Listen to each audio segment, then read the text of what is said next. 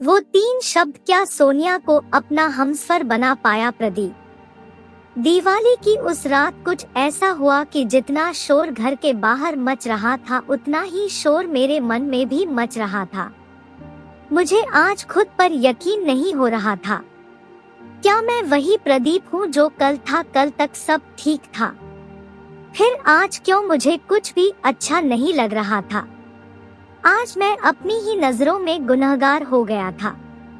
किसी ने सही कहा है, आप दूसरे की नजर में दोषी होकर जी सकते हैं, लेकिन अपनी नजर में गिरकर कभी नहीं जी सकते।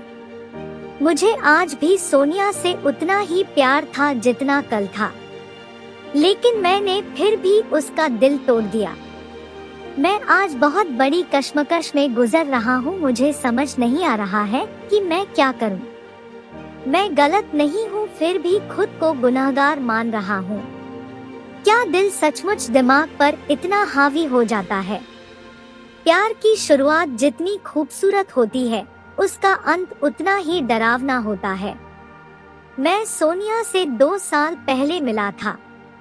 क्यों मिला था इसका मेरे पास कोई जवाब नहीं है, क्योंकि उससे मिलने की कोई वजह मेरे पास नहीं थी। जहाँ तक सवाल है कैसे मिला था, तो इसका जवाब भी बड़ा अजीब है। मैं एटीएम से पैसे निकाल रहा था, उसके हाथ में पहले से ही इतना सारा सामान था कि उसको पता ही नहीं चला कि कब उसका एक बैग वहीं रह गया। मैंने फिर उसको मैडम कहकर पुकारा और कहा आपका बैग वहीं रह गया था। बस यह हमारी पहली मुलाकात थी। अपने बैग को सही सलामत देखकर वह खुशी से ऐसे उछल पड़ी मानो किसी ने आसमान से चांद तोड़ा हो। लड़कियों का खुशी में इस तरह का बर्ताव करने वाला फंडा मुझको आज तक समझ नहीं आया।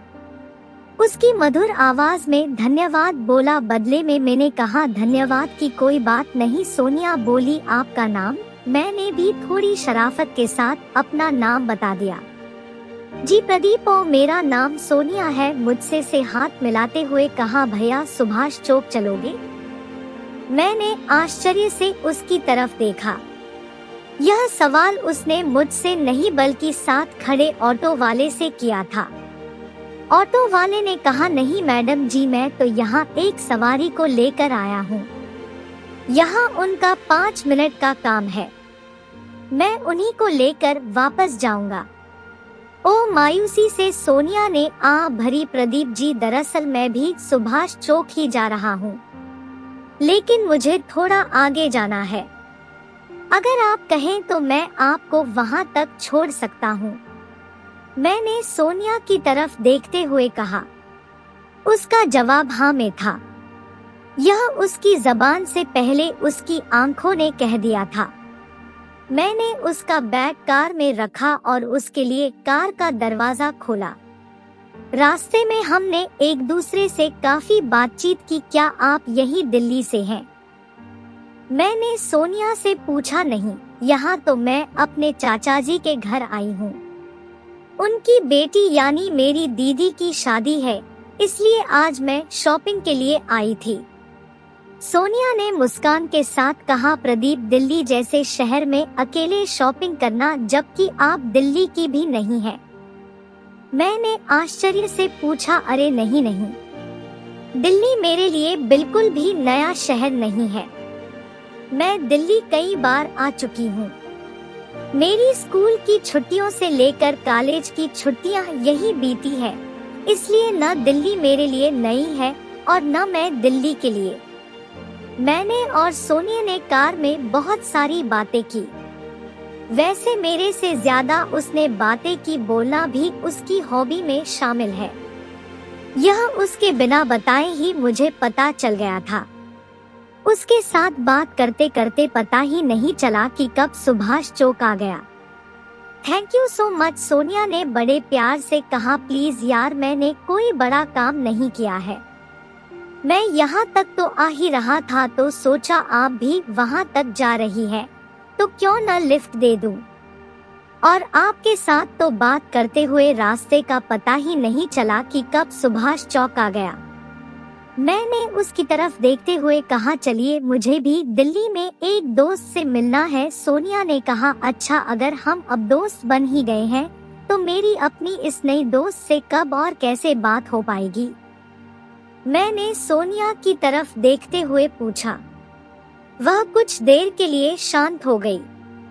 उसने फिर कहा, अच्छा आप मुझे अपना नंबर दो, मैं आपको फोन करूंगी। मैंने उसे अपना नंबर दे दिया। सोनिया ने मेरा नंबर अपने मोबाइल में सेव कर लिया और बाय कहकर चली गई। मुझे खुद पर गुस्सा आ रहा था कि मैं भी तो सोनिया से उसका नंबर ले सकता था। अगर उसने फोन नहीं किया तो चलो कोई बात नहीं। मैंने खुद को समझा दिया। उस दिन मेरे पास जो भी फोन आ रहा था मुझे लग रहा था कि यह सोनिया का होगा, लेकिन किसी और की आवाज सुनकर मुझे बहुत झुंझलाहट हो रही थी। मुझे लगा कि सोनिया सच में मुझे भूल गई है। वैसे भी किसी अनजान शख्स को कोई क्यों याद रखेगा, और अगर उसे सच में मुझसे बात करनी होती तो वह मुझे भी अपना नंबर दे सकती थी। अगले दिन सुबह मैं ऑफिस के लिए तैयार हो रहा था कि अचानक मेरे मोबाइल पर एक मैसेज आया। Hello, I am Sonia. Message देखकर मेरी खुशी का तो ठिकाना ही नहीं रहा। मुझे यकीन ही नहीं हो रहा था कि उसने मुझे मैसेज किया है। मैंने तुरंत उसे मैसेज का जवाब दिया तो आखिर आ ही गई याद हमारी। आपको अपने इस नए दोस्त की खबर भी नहीं ली। उधर से सोनिया का मैसेज आया, सॉरी दरअसल कल मैं काम में बहुत व्यस्त थी और जब फ्री हुई तो बहुत देर हो चुकी थी, तो सोचा इस वक्त फोन या मैसेज करना ठीक नहीं है।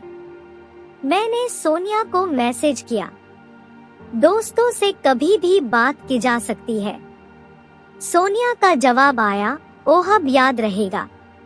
बस यहीं से शुरू हुआ हमारी बातों का सिलसिला।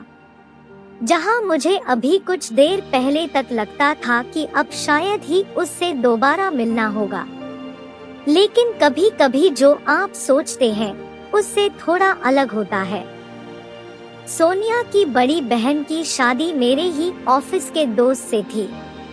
जब ऑफिस के मेरे दोस्त ने मुझे शादी का कार्ड दिया तो शादी की बिल्कुल वही तारीख और जगह को देखकर मैं समझ गया कि हमारी दूसरी मुलाकात का समय आ गया है।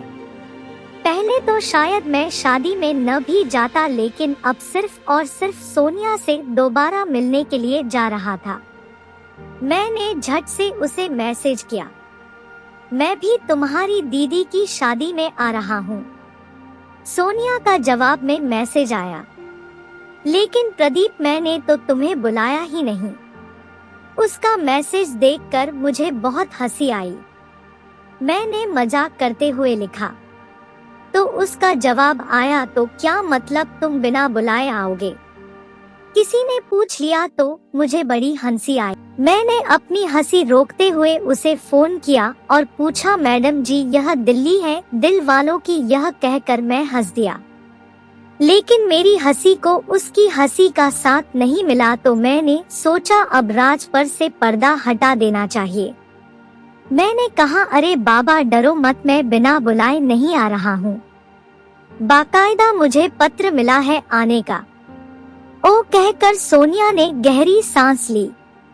तो अब तो खुश हो तुम? मैंने सोनिया से पूछा। हाँ, सोनिया की आवाज में उसकी खुशी साफ झलक रही थी। उस दिन बारात के साथ जैसे ही मैं मेन गेट पर पहुंचा तो बस मेरी निगाहें एक ही शख्स को ढूंढ रही थी।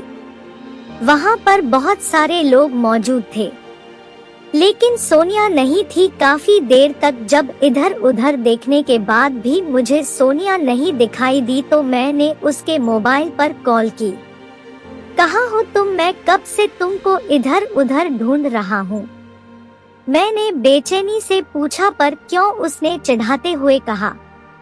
मैंने भी उसको चिढ़ाते हुए कहा, ठीक है, फिर लगता है हमारी वह मुलाकात पहली और आखिरी थी। अरे क्या हुआ, बुरा लग गया क्या? अच्छा बाबा मैं आ रही हूँ, उसने हंसते हुए कहा। लेकिन तुम हो कहाँ? मैंने सोनिया से पूछा, जनाब पीछे मुड़कर देखिए, सोनिया ने हंसते हुए कहा। मैंने पीछे मुड़कर देखा तो बस देखता ही रह गया। हल्की गुलाबी रंग की साड़ी में एक लड़की मेरे सामने खड़ी थी। वह लड़की सोनिया थी। उसके खुले हुए बाल, हाथों में साड़ी की ही मैचिंग गुलाबी चूड़ियां, आज वह बहुत खूबसूरत लग रही थी। आज मुझे दो बातों का पता चला। पहला यह कि लोग यह कहावत क्यों कहते हैं कि मानो कोई अप्सरा जमीन पर उतर आई हो, और दूसरी बात यह कि शादी में क्यों लोग दूल्हे की सालियों के दीवाने हो जाते हैं। मैंने उसकी तरफ देखकर कहा, जी आप कौन? मैं तो सोनिया से मिलने आया हूँ। आपने देखा उसको? उसने बड़ी बेबाकी से कहा। मेरी शक्ल भूल गए क्या? मैं ही तो सोनिया हूँ। मैंने उसकी तरफ अचरज भरी निगाहों से देखकर कहा, जी आप नहीं, आप झूठ मत बोलिए, वह इतनी खूबसूरत है ही नहीं जितनी आप है। सोनिया ने गुस्से से घूरते हुए कहा। तो तुम मेरी बुराई कर रहे हो? मैंने कहा, नहीं नहीं, मैं तो आपकी तारीफ कर रहा हूँ। वह दिन मेरे लिए बहुत खुशी का दिन था। मैंने सोनिया के साथ बहुत एंजॉय किया। उसने मुझे अपने मम्मी पापा और भाई बहन से मिलवाया। पूरी शादी में हम दोनों साथ साथ ही रहे। जाते जाते वह मुझे बाहर तक छोड़ने आई। मैंने सोनिया की तरफ देखते हुए कहा, अच्छा सुनो, मैं उस समय मजाक कर रहा था। तुम जितनी मुझे आज अच्छी लगी हो ना, उतनी ही अच्छी तुम मुझे उस दिन भी लगी थी जब हम पहली बार मिले थे। यह सुनकर वह शर्मा गई। अब हम दोनों घंटों फोन पर बातें करते। वह अपनी शरारत भरी बातों से मुझे हंसाती और कभी चिढ़ा दिया करती थी। मैं कभी बहुत तेज हंसता तो कभी कभी मजाक में गुस्सा कर दिया करता। हम दोनों के मन में एक दूसरे के लिए इज्जत और दिल में प्यार था, जिसकी वजह से हम दोनों बिना एक दूसरे से सवाल किए बात करते थे। कुछ चीजों के लिए कभी कभी शब्दों की जरूरत ही नहीं पड़ती। आपकी निगाहें ही आपके दिल का हाल बयां कर देती है। फिर भी वे 3 शब्द कहने से मेरा दिल डरता है। अब मुझे रोमांटिक फिल्में देखना अच्छा लगता है। उन फिल्मों को देखकर मुझे ऐसा नहीं लगता था कि क्या बेवकूफी है। जहन में सोनिया का नाम आते ही चेहरा एक मुस्कान अपने आप ओढ़ लेता था और बहुत अजीब भी लगता था। जब कोई अनजान शख्स मुझे इस तरह मुस्कुराता देख पागल समझता था। अपनी मुस्कान को रोकने की जगह से उस जगह उठ जाना ज्यादा अच्छा समझता था। Hi good morning. आज यह मैसेज सोनिया की तरफ से आया। हमेशा की तरह आज भी मैंने सोनिया को फोन किया, लेकिन आज पहली बार उसने मेरा फोन नहीं उठाया। मैं पूरे दिन उसका नंबर मिलाता रहा, लेकिन उसने मेरा फोन नहीं उठाया। आज दिवाली है और सोनिया मुझे जरूर फोन करेगी, लेकिन आज भी जब उसका कोई फोन नहीं आया तो मैंने उसको फिर फोन किया। आज सोनिया ने फोन उठा लिया। कहाँ हो सोनिया? कल से मैं तुम्हारा फोन मिला रहा हूँ, लेकिन तुम फोन ही नहीं उठा रही थी। मैंने गुस्से में सोनिया से कहा, यह सब परवाह किस लिए प्रदीप? सोनिया ने रोते हुए पूछा। परवाह क्या हो गया तुम्हें? सब ठीक तो है ना, और तुम रो क्यों रही हो? मैंने बेचैनी से सोनिया से पूछा।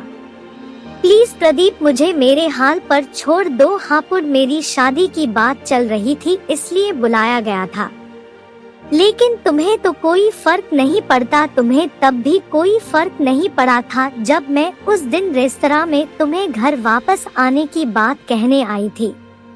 सोनिया एक सांस में बोले जा रही थी, मानो कई दिन से अपने दिल पर रखा हुआ बोझ हल्का कर रही हो।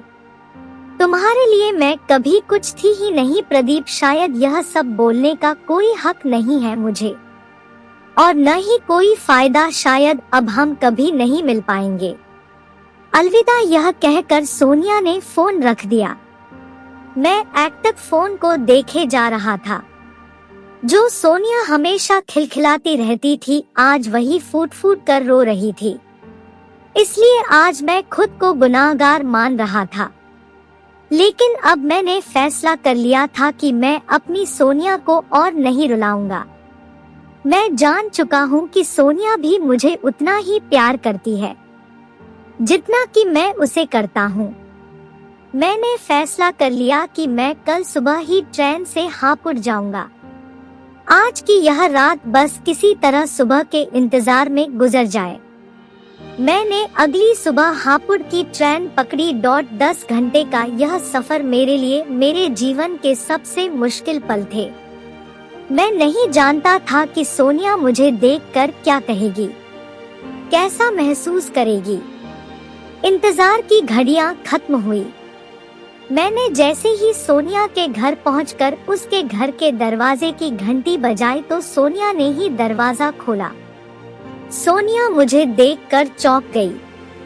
मैंने सोनिया को गले लगा लिया। मुझे माफ कर दो सोनिया, सारी मेरी ही गलती है। मुझे हमेशा यही लगता था कि अगर मैं तुमसे अपने दिल की बात कहूँगा तो तुमको हमेशा के लिए खो दूंगा।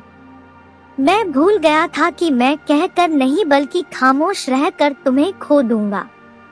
सोनिया की आंखों में आंसू थे। उसके घर के सभी लोग वहां मौजूद थे। मैंने सोनिया की आंखों में आंखें डालकर कहा, कल तक मुझ में हिम्मत नहीं थी, लेकिन आज मैं तुम्हारे प्यार की खातिर यहाँ आया हूँ। I love you Sonia. बोलो तुम दोगी मेरा साथ? मैंने अपना हाथ सोनिया की तरफ बढ़ाते हुए कहा। सोनिया ने अपना हाथ मेरे हाथ में रखते हुए कहा, आई लव यू टू। आज सोनिया और मेरे इस फैसले में उसके परिवार वालों का आशीर्वाद भी शामिल था और हम दोनों की शादी हो गई। आशा करती हूँ हमारी यह छोटी सी वीडियो आपको पसंद आई होगी। यह कहानी आपको कैसी लगी है कमेंट करके हमें जरूर बताइए और लाइक और शेयर भी कर दे। चैनल को सब्सक्राइब जरूर कर ले। धन्यवाद।